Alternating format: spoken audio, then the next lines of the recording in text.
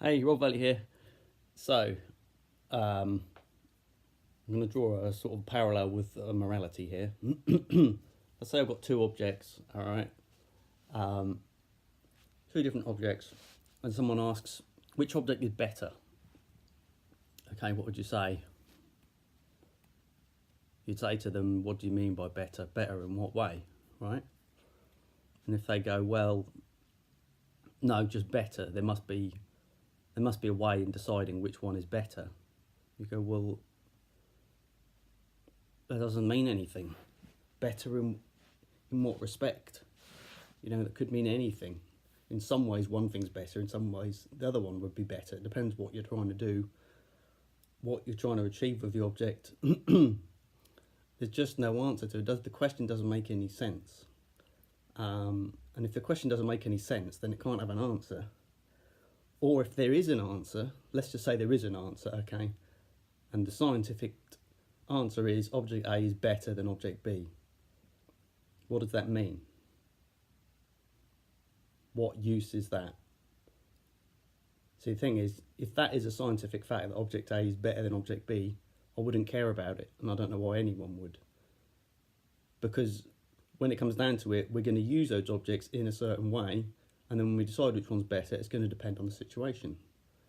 So it doesn't make any sense to say which one is better without saying what it's for.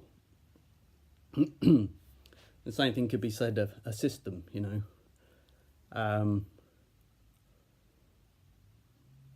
If you have two different approaches, if you're trying to do something, you say, well, which is the better approach? We go, well, it depends what you want to achieve. You know, are you trying to do it as fast as possible? Are you trying to be as efficient as possible, use as little waste as possible? They go, well, just better. Well, yeah, but just better doesn't mean anything. That's assuming that you've got these things lined up in a way that can be directly compared. So basically, this is what it comes down to. If you want to say one thing is objectively better than something else, the only way you can do that is if you can reduce it to a metric. So that basically means a scale. You're going to give it a number which represents how good it is. That's the only way you can do it, or something that is equivalent to that. If you haven't got that, then there's no direct comparison. There's no objective comparison. Yeah. Otherwise, it's still a matter of interpretation. You need to be able to say this represents in this way and not this number. This represents that number. This number is bigger than that number. That's objective. The problem is, how do you come up with a metric? So if I've got two objects, I can go, well, so my metric is I'm going to measure how tall they are. So that one's 6 inches, that one's 4 inches. So we put that on the scale. The scale is how many inches is it? 6, 4. So the 6 is better. That object's better. And you go, well, yeah, it's better at being tall. If you needed a tall object, that would be better. But that's just according to that metric. Why have you chosen that metric? You see what I mean? If I picked another one, well, I'm going to measure how wide they are. This one's better on that metric. You go, well, I want to say which one's better, so I want something that includes any metric you could possibly use, and it says which one's better, which one's the better one out of these two, so that whatever metric you used, overall, this one would still come out better than the other one. That's a load of garble, complete drivel nonsense, isn't it?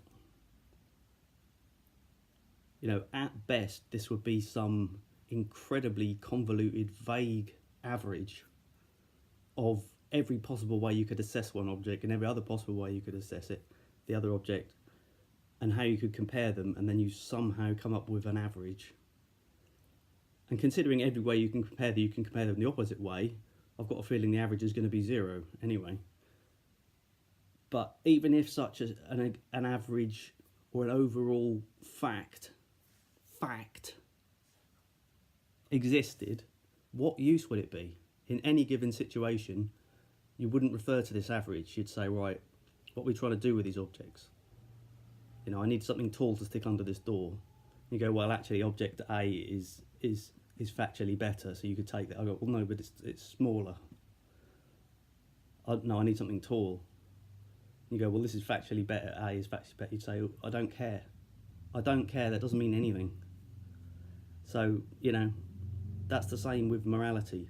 If you're going to say something is objectively better than something else, either an action is better or a system is better or anything, you need a metric. And who comes up with the metric? That is the question. That is morality, is coming up with a metric. And you can say, well, there might be some inherent metric present in the reality itself. It's like it's just there, right?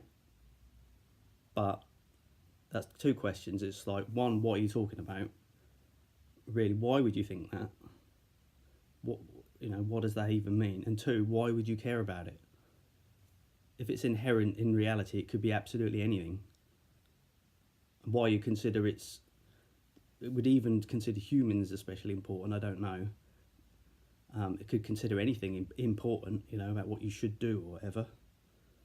Or that it's just got to be to do with one species on one planet is rather, egocentric of us, isn't it? All right, that's enough for now. Thanks for watching.